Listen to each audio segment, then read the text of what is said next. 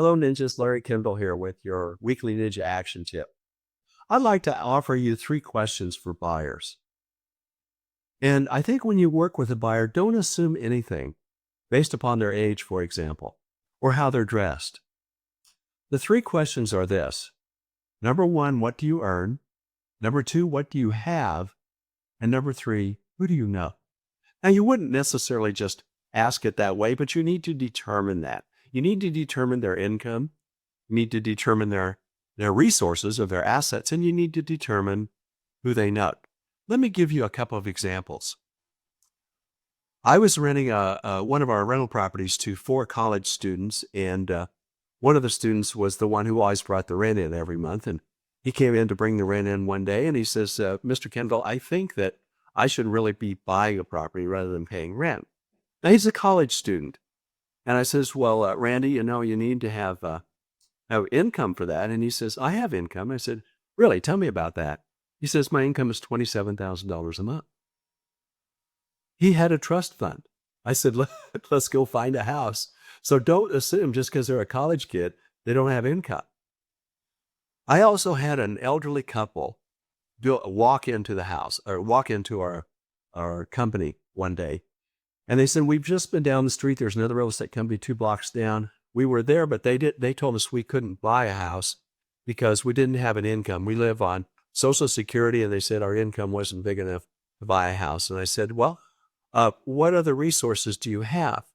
In other words, what do you have? This couple had over $1 million in CDs. Let's go look at houses. So don't get hung up just on income. Also look at the resources that they have. I also had a young woman. She was in college. She came in the office. She'd been referred. She wanted to buy a place. College student.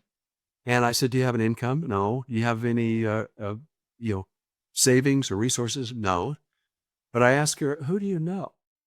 Well, her father was a very famous and very wealthy personality.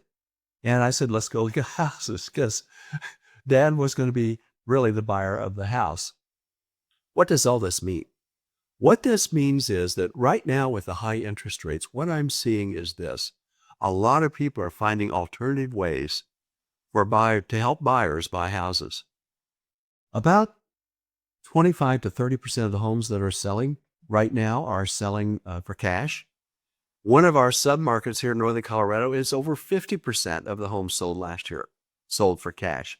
There's an amazing amount of equity and cash floating in the market.